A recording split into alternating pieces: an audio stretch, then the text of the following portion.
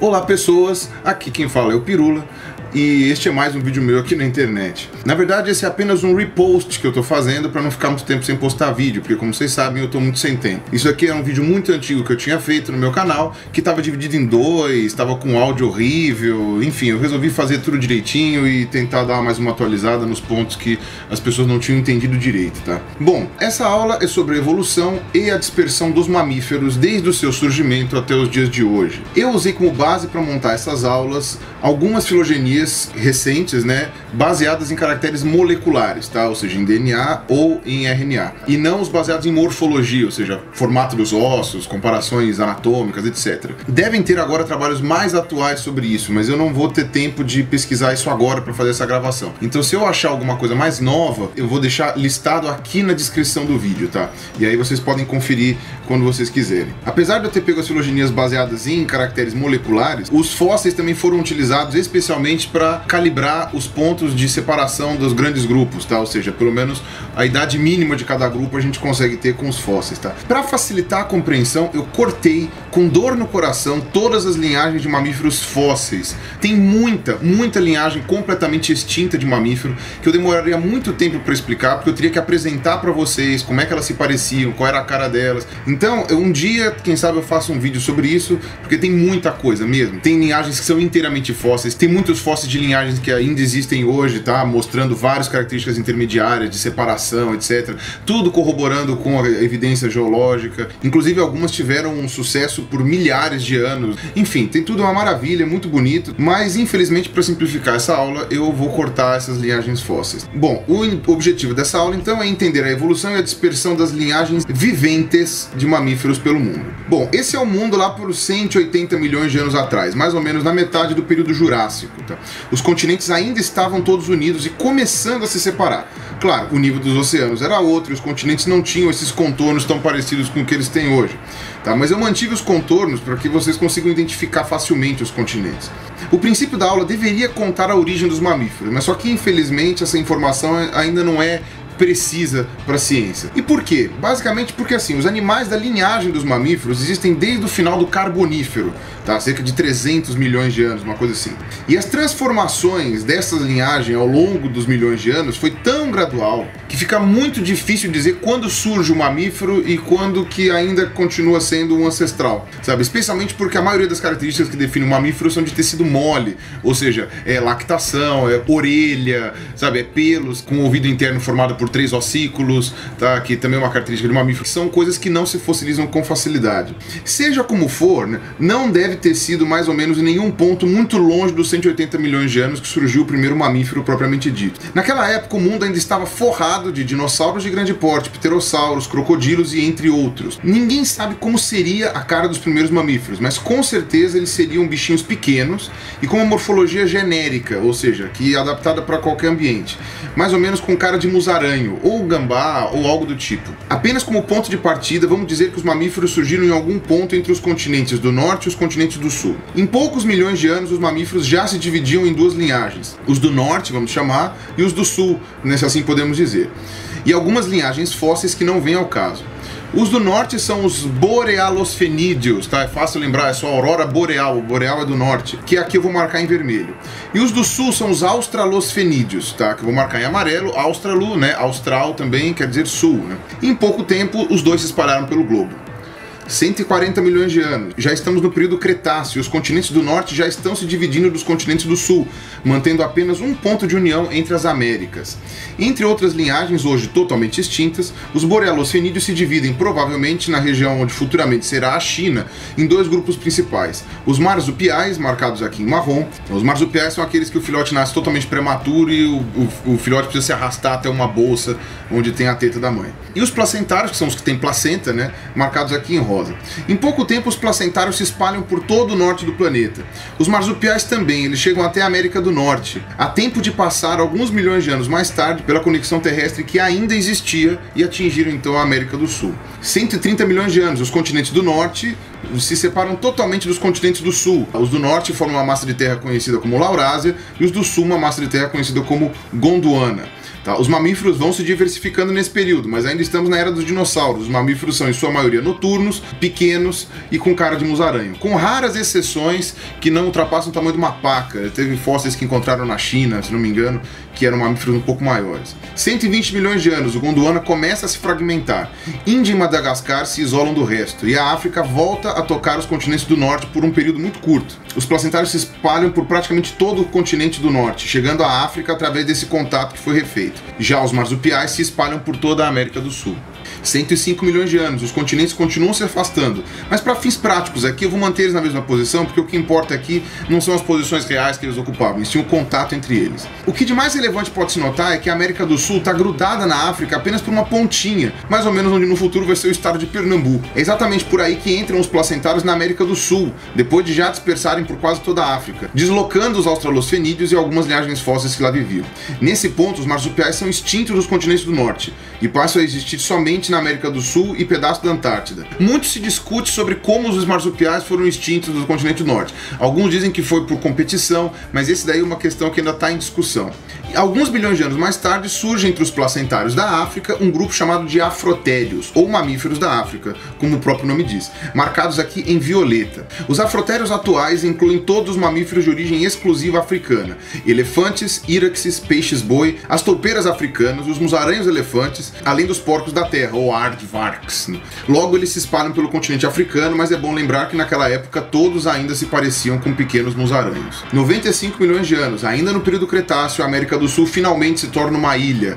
Lá, os placentários que vieram da África dão origem à linhagem dos xenartros, marcados aqui em roxo, que dará origem à única família de mamíferos viventes que é original da América do Sul, que compreende as preguiças, os tatus e os tamanduás. Mas vale lembrar, nessa época ainda todos se pareciam com pequenos musaranhos. 85 milhões de anos, surge nos continentes do norte a linhagem que será chamada de Laurasiatheria, porque tem origem na Laurásia. Aqui estão representados em laranja.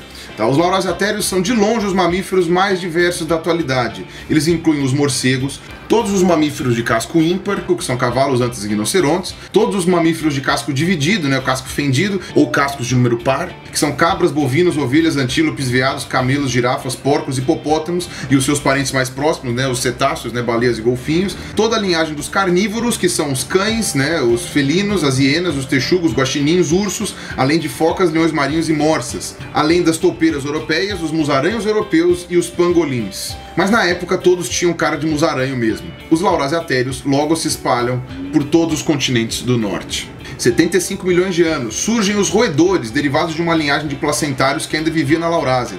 Aqui estão marcados em cinza. Os roedores, com sua taxa metabólica altíssima e com quase nenhuma frescura alimentar, ou seja, eles comendo de quase tudo, se espalham pelo mundo num piscar de olhos, alcançando todos os continentes que possuíam contato por terra e flutuando por balsas de vegetação para todos os continentes próximos o suficientes, no caso, a América do Sul, que ainda não estava tão longe. Muita gente veio me perguntar que história é essa. Balsa de vegetação, gente, não é um tronquinho boiando no meio do nada não, tá? Não é uma canoinha, não. Balsa de vegetação são maçarocas vegetais gigantescas que os rios vão carregando, trazendo e despejam no mar, tá? Formando uma coisa assim, mas enorme, assim, tem tronco de árvore, tem pedaços de folhas todas juntas, mas faz assim uma ilha flutuante literalmente de entulho. Algumas são realmente grandes, chegando às vezes até a mais de 100 metros de diâmetro, e essas ilhas flutuantes, elas têm um poder de navegação assim enorme, tá? Elas vão boiando e vão por um tempão e ficam lá boiando, porque se não tiver uma tempestade, qualquer coisa que destrua aquela balsa lá, ela não vai se destroçar. E muitos animais pequenos sobrevivem em cima dessas balsas através dos quilômetros que vão se passando. Pode parecer uma história muito implausível, mas isso já foi observado na natureza, tá? No Caribe, na Polinésia, já foram observados animais que não existiam em determinadas ilhas aparecerem flutuando dentro de balsas de vegetação. Se for um animal pequeno o suficiente e tenha um número X de indivíduos suficiente, sei lá, uns 3, 4, aí já é o suficiente para começar uma população. Então essa explicação, ela é a mais plausível dada hoje, especialmente porque ela já foi observada na natureza várias vezes. Há 70 milhões de anos, os continentes mais ao sul da Gondwana se movem um pouco e a Índia se separa de Madagascar, tornando-se então duas ilhas independentes. Também a Nova Zelândia, que na maior parte do tempo esteve mais submersa do que emersa, se isola do resto, ainda virgem de mamíferos. Surge na região onde no futuro será o leste asiático um grupo marcado aqui em verde que se chama Arconta, que dará origem aos colugos, musaranhos arborícolas e primatas. 65 milhões de anos atrás, enfim, chega ao término a Era dos Dinossauros. No geral, qualquer animal com mais de 40 quilos foi extinto no grande cataclisma que matou os grandes répteis. Sobrevivem, portanto, todos os vertebrados pequenos, sapos, crocodilos menores, tartarugas, os menores grupos de dinossauros, que na época eram representados somente pelas aves, e, claro, os mamíferos. A partir deste ponto, os mamíferos pararam de ter todos cara de musaranho, e apenas algumas famílias mantêm esta fisionomia. A maioria começa a crescer, ocupando os nichos ecológicos deixados vagos pela extinção dos animais de grande porte. Mais do que crescer, eles começam a se diversificar. Mesmo assim, é curioso perceber que em quase todas as linhagens de mamíferos vivos ainda existe pelo menos uma família que mantém o padrão musaranho, mais próximo do ancestral. E inclusive essas famílias são as que aparecem mais basais nas filogenias, ou seja, nas grandes análises evolutivas. Então vamos acompanhar aqui apenas algumas linhagens mais significativas, tá? Não vai dar para falar de tudo. Bom, aos 63 milhões de anos atrás, os ancestrais dos primatas já existiam e saíam do leste da futura Ásia, indo para a futura Europa, dando origem aos lêmures, que logo em seguida chegam à África em relativamente pouco tempo. Na América do Norte surgem os morcegos. 55 milhões de anos, a Índia migra rapidamente para o norte. Morcegos se espalham voando pela Ásia e pela África. A Antártida toca novamente a América do Sul, gerando uma ponte entre esses dois continentes. Depois de muito tempo, a América do Sul deixa de ser uma ilha e passa a ter novamente contato com outro continente. Desta forma, os marsupiais da América do Sul passam para a Antártida, enquanto uma pequena população de australosfenídeos chega à América do Sul, mas não duram muito tempo. A gente sabe isso por registro fóssil, tá? Na África, também os afrotérios começam a se diferenciar, e se tem notícia do primeiro ancestral dos elefantes. 45 milhões de anos, os lêmures chegam flutuando em balsas de vegetação a Madagascar, que também estava pertinho, nessa altura estava mais próxima da África. Também de balsa, os primatas chegam à América do Sul, onde darão origem a todos os macacos sul-americanos, ou seja, os macacos de rabo comprido, que utilizam o rabo para se locomover. Os marsupiais se espalham pela Antártida e chegam à Austrália. Entre os laurasiatérios, surgem as primeiras linhagens de cavalos e antas na América do Norte. Também lá surge a linhagem dos camelos. Entre os afrotérios, os elefantes chegam à Ásia. 35 milhões de anos, antas e cavalos chegam à Ásia. Muita coisa acontece entre os continentes. A Índia, em sua peregrinação para o norte, finalmente chega na Ásia, cujo choque erguerá os Himalaias em pouco tempo depois. E assim a fauna indiana se mistura, e passa a ser composta por laurasiatérios também. A Austrália e a América do Sul se isolam da Antártida, tornando-a um continente isolado. Este isolamento no Polo Sul faz com que as correntes marítimas, agora circundantes ao continente inteiro, atuem como uma serpentina de geladeira, e a Antártida gradualmente se congela, se tornando estéril. O congelamento total da Antártida e desaparecimento de suas florestas só foi se completar há 15 milhões de anos, mas lá pelos 35 milhões de anos atrás foi quando começou.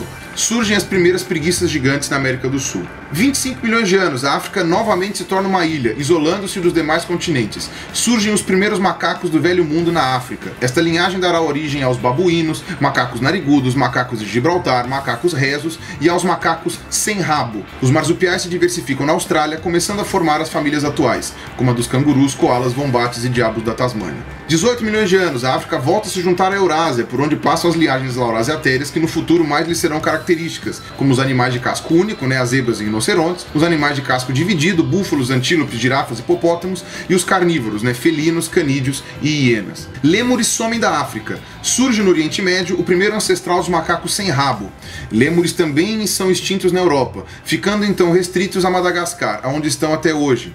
Os elefantes chegam à Índia e posteriormente à América do Norte. 14 milhões de anos, os macacos do Velho Mundo atravessam a Ásia, chegando até o Japão. Morcegos chegam voando até a América do Sul. 8 milhões de anos, macacos sem rabo saem da Ásia e se dispersam para a África, onde darão origem a gorilas, chimpanzés e humanos. E também em direção ao leste asiático, onde darão origem aos orangotangos e gibões. Nenhuma dessas linhagens nessa ordem, tá? Eu não falei em ordem. 5 milhões de anos, desaparecem os macacos sem rabo do Oriente Médio.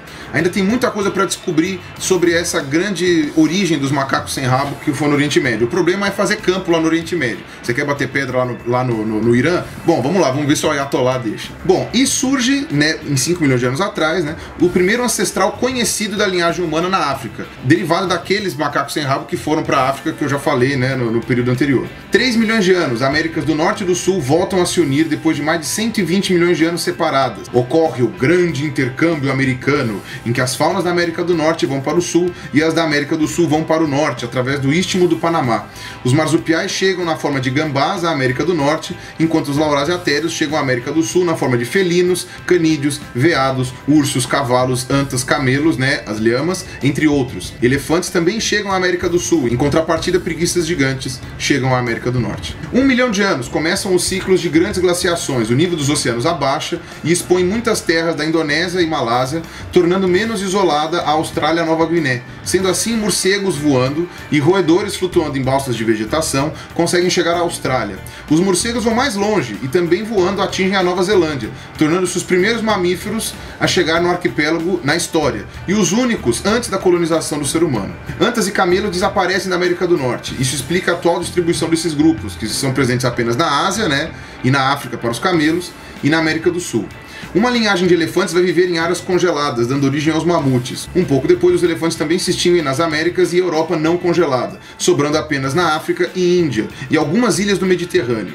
Ocorre também a primeira dispersão de hominídeos para fora da África, no caso para a Europa e Ásia, né, promovidas pelo Homo erectus. Muitas outras coisas aconteceram nessa época, como os cavalos, por exemplo, que foram extintos nas Américas, ninguém sabe por quê. Principalmente, muito foi alterado, especialmente com a mãozinha dos humanos, como a extinção das preguiças gigantes e dos mamutes, a domesticação animal, que fez com que cachorros, vacas e porcos se espalhassem pelo globo, fez com que cavalos voltassem para as Américas, tá? Causou extinções de alguns outros animais, como leões e hipopótamos na Europa. Os leões e hipopótamos europeus provavelmente foram extintos nos circos romanos, né, no Coliseu.